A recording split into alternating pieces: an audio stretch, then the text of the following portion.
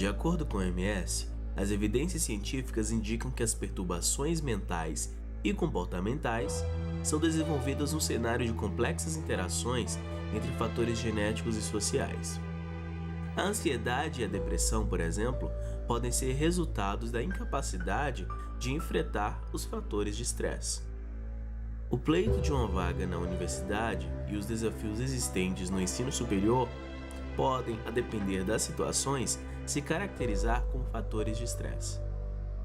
Revisões de literatura no contexto acadêmico, que descrevem estudos brasileiros e internacionais, apontam percentuais entre 15% a 29% de estudantes universitários apresentando algum tipo de transtorno psiquiátrico durante a sua vida acadêmica.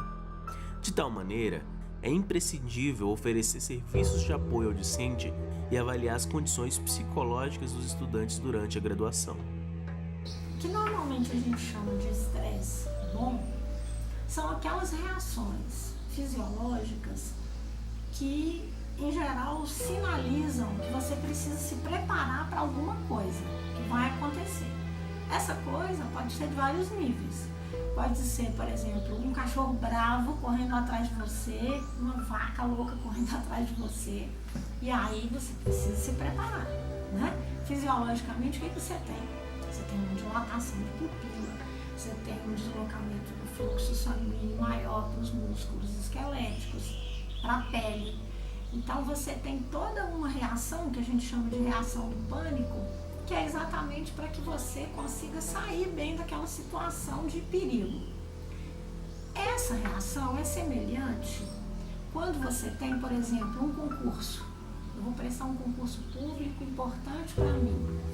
Então, aí a gente não chama mais de reação do pânico, a gente chama com o nome de ansiedade.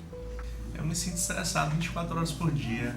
Eu faço 2 cursos superiores. Os 2 cobram muito de mim. Todos os dias, todas as horas, todos os minutos, segundos, quando eu respiro e quando eu falo, e quando eu escuto, e quando eu durmo, sou estressada. De modo como as coisas estão chegando para mim, eu fico um pouco mais receoso das consequências, e isso está muito ligado, acho que é a questão do meu amadurecimento, porque à medida que a gente vai dando importância para essas coisas, isso vai nos afetando de uma forma mais íntima e que a gente às vezes não consegue controlar. Bastante estressado. Os trabalhos, a UFSB vem apertando muito a gente, e a questão do curso, a progressão, isso tudo são fatores que vêm corroborando para o estresse ser bem ativo. Basicamente, grande parte do meu dia, sim, até mesmo devido a fatores que levam isso, como universidade, problemas familiares, problemas em relacionamentos, enfim. A ansiedade sinaliza pra gente que a gente precisa se preparar.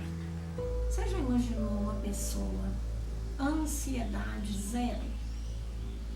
A pessoa ansiedade zero é aquela pessoa que não se preocupa e que, portanto, não vai se preparar adequadamente para um evento como esse, um concurso, uma prova, uma apresentação em público, né? Então, essa emoção, chamada ansiedade, é uma emoção positiva, ela não é negativa. O problema é como a gente lida com ela, a gente não entendê-la e deixar que ela a todo momento faça esse sinal de alerta, ou o concurso, ou a prova, e aí você acaba deturpando esse sinal de preparação para algo futuro, e aí da ansiedade, essa ansiedade exacerbada e inadequada acaba virando o que a gente chama de estresse. Eu sinto ansiosidade, eu sinto às vezes vontade de ficar deitado o dia inteiro, de pausar a minha vida por causa de estresse. Depois que eu comecei a sentir esse mal, meu cabelo começou a cair, comecei a ter cabelo branco, minhas unhas eu roo muito as unhas e agora tá mais intenso. Já tive até início de depressão por causa de estresse. Não é legal qualquer ser humano passar por por esse tipo de coisa. Estresse não é bom para ninguém. Isso me deixa muito agitada. Eu não consigo parar para poder, por exemplo, estudar. Eu não consigo me fixar nas coisas. Eu fico igual uma formiguinha indo para um lado, para o outro, bem agitada mesmo. Cansaço. Essa pressão, dá muita pressão, a gente fica... Às vezes eu tô cansado demais, tem noite que eu não consigo dormir, acordo em horários não usuais, tem uma série de fatores, muitas coisas que mudaram na minha vida depois que eu comecei a realmente receber muitos trabalhos da UFSB. No primeiro quadrimestre isso não foi uma coisa que apareceu tanto, mas a partir do terceiro quadrimestre esses sintomas foram aumentando cada vez mais. Nossa saúde vai pro lixo, a gente fica completamente desnorteado. A universidade, principalmente, está fazendo a gente ficar cada dia mais, perder a noção de tudo, perder cabelo, perder peso ou ganhar peso. Você nunca acha que fez o bastante, é aí que é o perigo. Porque aí você entra num quadro de ansiedade crônica. E é isso que é o perigoso. Não é a ansiedade em si que é o perigo. É como se a gente fizesse mau uso dela. Ao invés de você se colocar no controle, você deixa que ela tome o controle. É muito comum você ver alunos de pré-vestibulandos, alunos graduandos, pós-graduandos que abandonam as atividades físicas, né, justificam pela falta de tempo. E eles se esquecem que esse preparo físico é fundamental. O condicionamento físico e o condicionamento mental, eles andam muito juntos. Eu acredito que o estresse é o pontinho de um colapso, né, que causa a depressão, causa outras doenças. A vida anda tão corrida, a gente precisa resolver tantas coisas ao mesmo tempo, são tantas coisas impostas para que a gente precisa atingir uma meta, para que a gente precisa ser alguém na vida, que precisamos ter uma carreira, precisamos conseguir dinheiro, então isso vai gerando um conflito tão grande que nos torna a ser estressados. Essa coisa de sempre querer o mais e mais e mais, esse lance do consumismo, ter que ser mais, isso acaba acarretando para nos fazer ser estressados. Então você tem que dizer, não, eu não quero ficar estressada, eu não vou ficar estressada e eu não posso ficar estressada. Então o estresse só vem quando você se permite ficar estressado. O condicionamento físico, o condicionamento mental e a imunidade andam muito juntos. A neurociência hoje mostra isso claramente. Se você descondiciona, você baixa seu nível de imunidade, você fica muito mais vulnerável a infecções de toda sorte.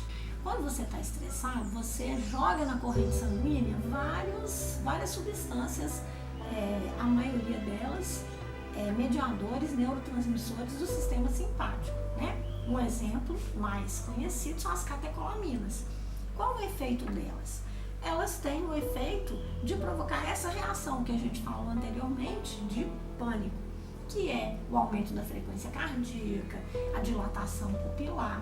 Você fica como se você estivesse em estado de alerta, sempre alerta.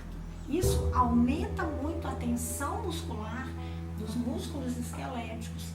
Isso aumenta o seu desgaste energético, porque uma coisa é você estar no seu metabolismo normal, basal. Quando você joga na corrente sanguínea esses neurotransmissores, o gasto o metabolismo se acelera. E você gasta uma energia muito grande para manter esse estado de alerta, vamos dizer assim. E no nosso sistema, nada se cria, tudo se transforma. Se você demanda uma grande energia para ficar nesse estado de alerta, essa energia vai sair de algum lugar. Alguma parte do seu sistema vai ficar mais vulnerável. E, em geral, a imunidade se ressente muito.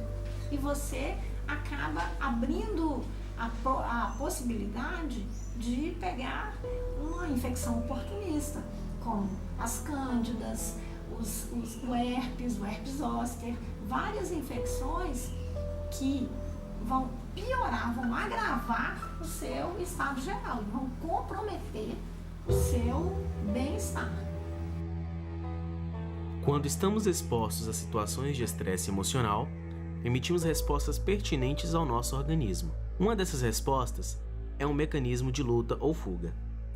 Durante o ato estressante, o sistema nervoso simpático e a medula adrenal incitam as glândulas suprarrenais a produzirem duas catecolaminas, a adrenalina e a noradrenalina, desencadeando um mecanismo de luta ou fuga.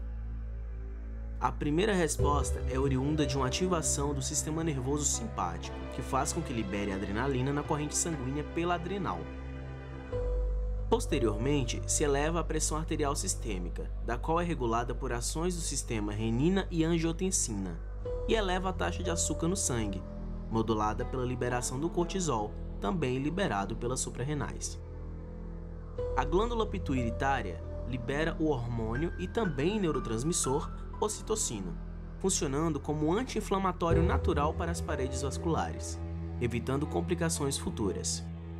Quando os níveis de cortisol, adrenalina e noradrenalina são constantemente mais altos do que os níveis de ocitocina, é desencadeado o que chamamos de estresse patológico, podendo causar sérias alterações agudas ou crônicas no organismo. Algumas pessoas encontram meios de elevar os níveis de ocitocina para equilibrá-los à constância das catecolaminas.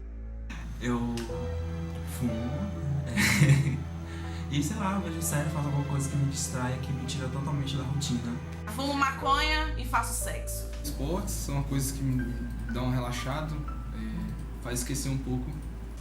Bom, eu simplesmente deixo de fazer o que eu tenho que fazer para aliviar o estresse. Às vezes eu vou assistir alguma coisa, vou jogar, não sei, fazer alguma coisa para descontrair, para esquecer.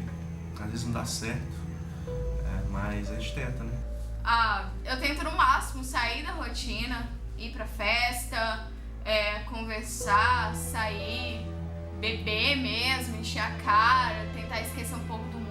Tentar realmente sair um pouco desse quadrado da rotina, meio que fazer de conta que essa vida não existe, meio que entrar em outro universo, outro paralelo, basicamente isso. Normalmente eu leio, caminho, escuto música e vou para a igreja rezar. Se nós estamos falando de bem-estar e estamos falando de rendimento cognitivo, esse rendimento vai ser gravemente prejudicado. Você vai diminuir seu condicionamento, você vai diminuir sua capacidade de síntese, de apreensão, de criação, que é super importante no processo de aprendizagem.